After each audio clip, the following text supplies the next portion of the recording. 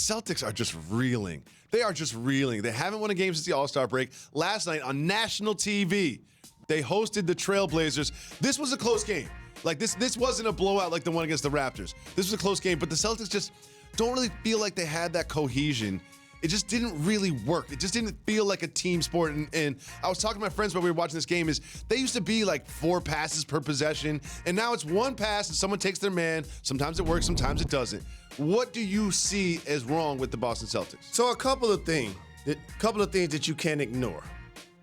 The last 6 games that Kyrie Irving played, they're 0-6. Wow. The last 6 games he did not participate, they're 6-0. But Kyrie Irving is one of the best players in the National Basketball Association. Correct. And he even had 30-plus points in this game, was 14 from 24 from the floor. But when you look deeper into the box score, 3 assists. That's the thing. And the reason why I bring that up is this team has success without him. And as an organization, you rest on your laurels. We did it as commentators. We said, they made it to the conference finals without Kyrie. And they added and Kyrie and Gordon Hayward. You put him back with that squad. If they can play against the Warriors. They can play against the Warriors. Warriors. They can run the Warriors to 6 games. But you know what doesn't happen? You know, in team sports, it really doesn't work like that. And we got caught up in the sum of the individual parts. Tatum with number 3. It's going to make the All-Star league. Didn't happen this year. Jalen Brown showed that he could be a starter. He's going to be all defensive one year. So is Marcus Smart. Al Horford, their rock, their anchor. Brad Stevens making it all happen. If anyone can manage all of this, it's Brad Stevens. But you know, the beauty that I like about the game is this. Teams win. Can I tell everybody this? Teams win. And I know when the playoffs come, you give the ball to Kyrie Irving, and he can be magical as they come in the game. But there's a reason why when you look at the individuals on the Celtics and you were picking teams and you were going against the Bucks and the Raptors, you'll take Giannis. You'll take the Greek. You'll take Kawhi. But then when you look deeper into the roster, as individuals, you'll be like, I'll probably take Tatum over the second or third best player on either one of those teams. They would probably win 4 out of 5 matchups when they play those teams, but they will lose 4 out of 5 games. Correct. And now what's going to happen to the Boston Celtics is you put yourself in position to hover around the 5th seed. Guess what happens then? You play against number 4 right now, the Philadelphia 76ers. On the road. And now you get bounced in the first round after adding those 2 guys to a team that went to the conference finals. Well, the Celtics are surrounded by frustration, and Kyrie Irving in the postgame, he doesn't really hide it very well. Let's listen to Kyrie.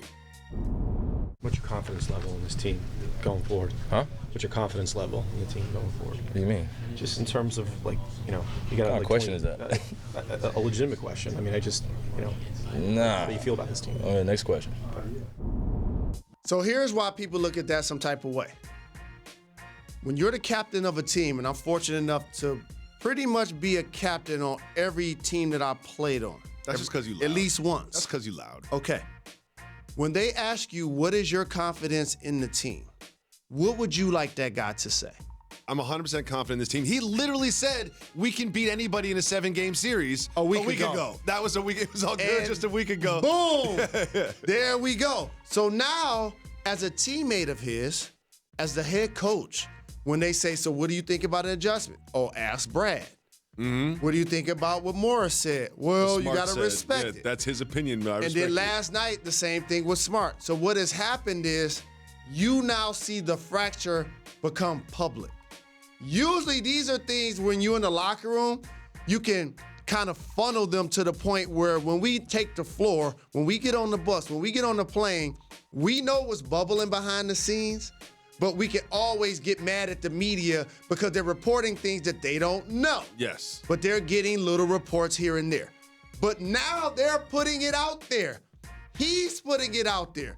So it tells me a couple of things. This team clearly ain't going far in the playoffs. They definitely ain't making it to the conference finals. And last but not least, he ain't coming back there. No, he's not coming back. He ain't coming back there. He's not coming back. He's not coming back. The intrigue for die-easy Boston Celtics fans like yourself is he going to walk for nothing or are they going to be able to sign and trade? That's what they should be worried about at this That's point. where we are right now with that. There's also a friend of the program who was in attendance in front row, none other than Jadakiss. Was in the action. There he is, spilling his drink.